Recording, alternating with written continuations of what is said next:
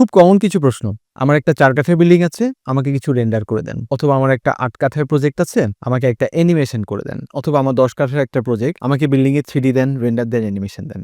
Instruction গুলো খুব সহজে বললেও কাজগুলো কিন্তু আসলে এত সহজ নয় এবং এর থেকে ডেভেলপার এবং 3D রেন্ডারের সাথে বেশ ঝামেলা আসলে লেগে যায়। অ্যাজ এ ডেভেলপার আপনি যদি জানেন আপনার বিল্ডিং এর কোন জায়গাগুলো আসলে রেন্ডার করাটা দরকার অথবা কেন রেন্ডার করবেন, অ্যানিমেশন কেন দরকার অথবা কয়টা রেন্ডার দরকার, এই বিষয়গুলো যদি আপনি শিওর হয়ে যান না, তাহলে কমিউনিকেশনটা আসলে খুব স্মুথ হয়ে যায় এবং 3D ডিজাইনারের সাথে আপনার ভুল বোঝাবুঝি, সময় নিয়ে যে সমস্যাটা, টাকা পয়সার লেনদেন নিয়ে সমস্যাটা, এই বিষয়গুলো আসলে খুব ইজিলি সলভ করা যায়। তো আজকে আমি ব্যাখ্যা করব আপনার একটা বিল্ডিং এর জন্য কোন জায়গাগুলো রেন্ডার করা দরকার, কোন পোরশনটা হয়তো অ্যানিমেট করে দেখানো দরকার, কোন পোরশনটা হয়তো বা আপনি 3D করলেন না, জাস্ট ভিডিও করে সেই ভিডিওর উপরে কিছুটা কম্পোজিশন করে আপনি প্রেজেন্ট করতে পারবেন। আচ্ছা, আমরা কিছু প্যাকেজ নিয়ে আলোচনা করতে পারি যে সাধারণত 3D রেন্ডারের প্যাকেজগুলো কেমন হয়। ধরুন আপনার ৪ কাঠার একটা প্লট, ৪ কাঠার প্লটে আপনি যে বিল্ডিংটা বানাবেন, তো সেই বিল্ডিং এর রেন্ডার এবং ৮ কাঠার বিল্ডিং এর রেন্ডার কিন্তু এক হবে না, কারণ স্পেস, আপনার ডিজাইন সবকিছুই কিন্তু আসলে ডিফারেন্ট হবে।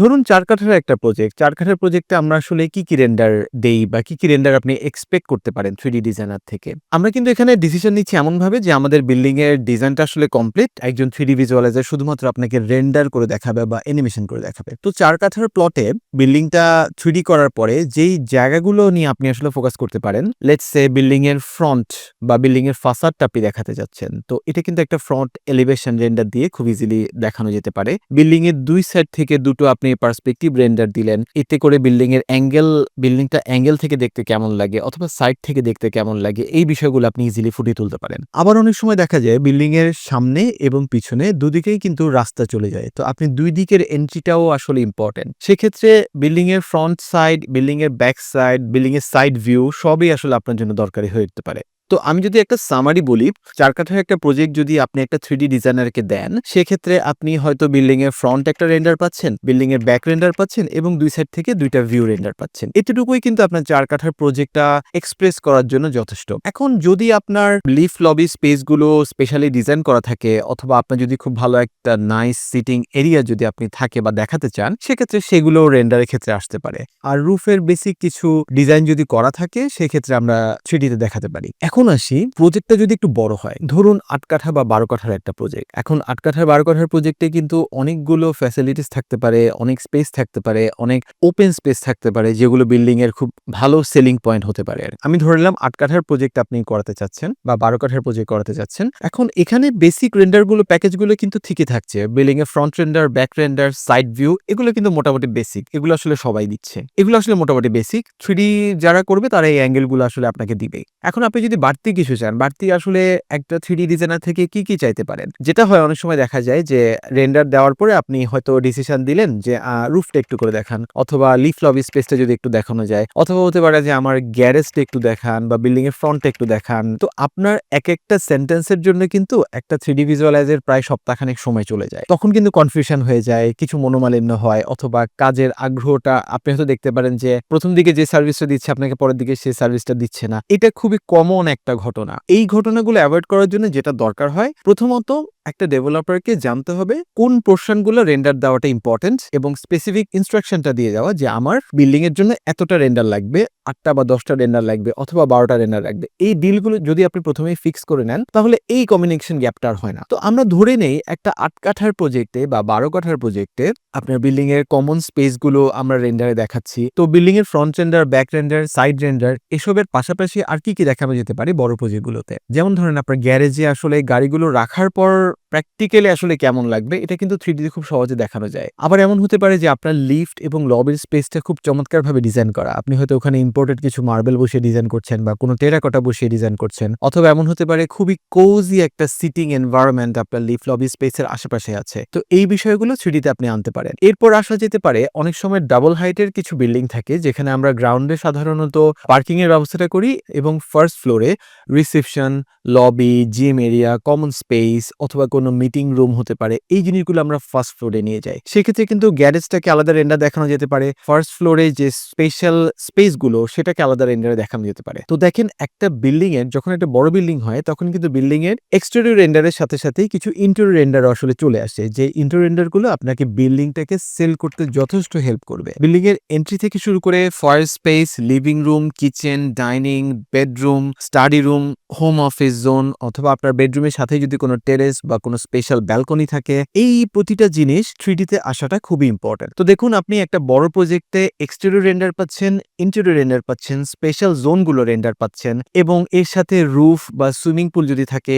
সেগুলো আপনি অ্যাড করে নিচ্ছেন। তাহলে দেখেন 4 কাঠার প্রজেক্টে আমরা রেন্ডার পাচ্ছি মাত্র 5 থেকে 6টা, যে এই বেসিকগুলো রেন্ডার দিয়ে কিন্তু আপনি বিল্ডিংটাকে এক্সপ্রেস করতে পারছেন। বাট 8 কাঠা, 12 কাঠা বা 20 কাঠার একটা প্লটে অনেকগুলো রেন্ডার আসলে চলে আসে। আপনি ক্যালকুলেট করলেই দেখবেন যে আপনার প্রায় 15 থেকে 20টার মতো স্পেশাল জোন ক্রিয়েট হয়ে গেছে, যেগুলো আপনি রেন্ডার দেখাতে চান অথবা ক্লায়েন্টকে বোঝাতে চান যে এই জায়গাগুলো আসলে স্পেশাল। এবার আসি, যদি মনে করেন যে আপনার প্লটটা আরো বড় হয়, ডিজাইনও যদি আরো ভালো হয় এবং আপনি অনেকগুলো স্পেশাল জোন চাচ্ছেন যেটা আপনি আসলে খুব ভালো মতো স্পেসিফিক ভাবে দেখাতে চাচ্ছেন, সেক্ষেত্রে কিন্তু রেন্ডারের সংখ্যা অনেক বেড়ে যাবে, তাই না? মানে অনেক সময় দেখা যায় যে 30 থেকে 40টা রেন্ডার দিয়েও আমরা আসলে কভার করতে পারি না। যখন আপনি দেখবেন যে আপনার বিল্ডিং এর ডিজাইন এমন, আপনার স্পেসিফিক জোনগুলো এমন যে আপনার রেন্ডার প্রায় 30 থেকে 40টার বেশি আসলে আপনার রেন্ডার প্রয়োজন হচ্ছে, এই সময় আপনি চলে যেতে পারেন অ্যানিমেশনে। সো অ্যানিমেশন আপনি দুই ভাবে করতে পারেন। একটা হতে পারে এমন যে ওকে লেটস ফাইন, আমি শুধু রেন্ডারের বাজেটের জন্যই খরচ করব, তো আপনি হয়তো বা 30 থেকে 40টা রেন্ডারই 3D ডিজাইনার থেকে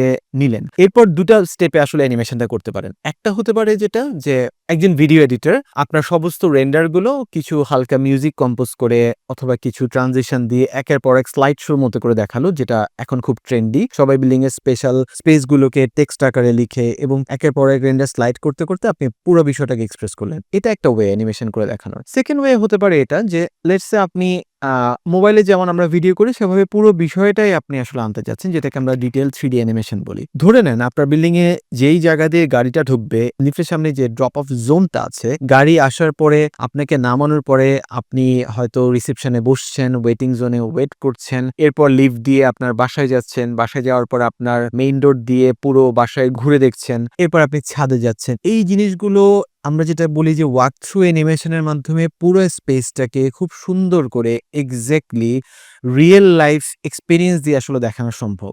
সো এই ওয়াক থ্রু অ্যানিমেশনটা সাধারণত 3 থেকে 4 মিনিটের হয়ে থাকে যদি আপনি ফুল বিল্ডিং এর এক্সপেরিয়েন্সটা যদি আপনি ব্যাখ্যা করতে চান। তাহলে আশা করি আপনি বুঝতে পারছেন যে আপনার ছোট একটা প্লটের রেন্ডার কেমন হওয়া উচিত। বেসিক প্যাকেজগুলো 5-6টা থেকে রেন্ডার আপনি নিতে পারেন।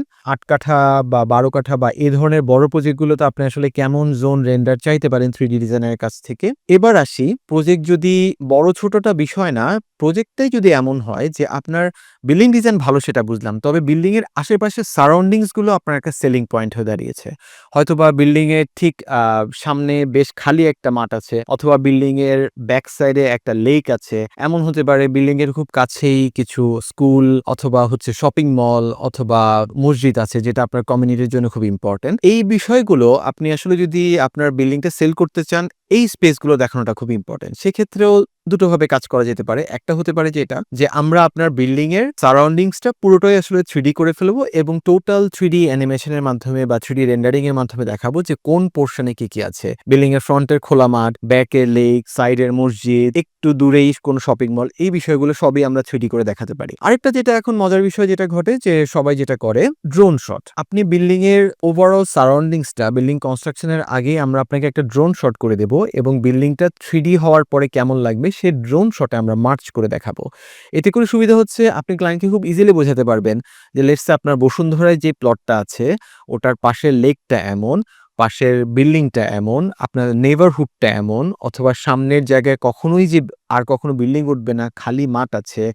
এই জিনিসগুলো আপনি রেন্ডারে অথবা অ্যানিমেশনে খুব সহজে দেখাতে পারেন। এই ধরনের জোন যদি আপনার বিল্ডিং এর আশেপাশে থাকে না, তাহলে কিন্তু আপনার রিকোয়ারমেন্টটা 3D ডিজাইনের কাছে অন্যরকম হবে। সেটা শুরুতেই ক্লিয়ার করতে হবে যে দেখেন আমার বিল্ডিংটা এটা তো ডিজাইন করবেন, রেন্ডার দিবেন, সাথে কিন্তু আমার ওই পাশের প্লটগুলো, খালি মাঠ, খোলা জায়গা, ওগুলোও কিন্তু রেন্ডারে আসতে হবে। কারণ এটা কিন্তু আপনার জন্য খুবই ইম্পর্টেন্ট। এই কমিউনিকেশনটা আপনি ক্লিয়ার করে নেবেন 3D ডিজাইন শুরু করার আগেই। হোপফুলি আমি ব্যাখ্যা করতে পারছি যে আপনার ছোট বিল্ডিং হোক, বড় বিল্ডিং হোক, বিল্ডিং এর আশেপাশে আশেপাশে জোন যেটাই হোক না কেন, আপনি আসলে 3D ডিজাইনার থেকে কোন স্পেসগুলো আপনার জন্য রেন্ডারের জন্য দরকার বা কোন স্পেসগুলো চাইবেন। মাঝে এমনও হয় ইন্টেরিয়র ডিজাইন বা ইন্টেরিয়র রেনোভেশনের ক্ষেত্রেও 3D ডিজাইনটা খুব ইম্পোর্টেন্ট হয়ে দাঁড়ায়। তো পরের ভিডিওতে আমি আলোচনা করব ইন্টেরিয়র ডিজাইনের ক্ষেত্রে আসলে 3D টা কেমন সাপোর্ট দেয়, কখন লাগে অথবা কি করলে আপনার ইন্টেরিয়র ডিজাইন এবং রেনোভেশনটা খুব সহজ হয়ে যায়।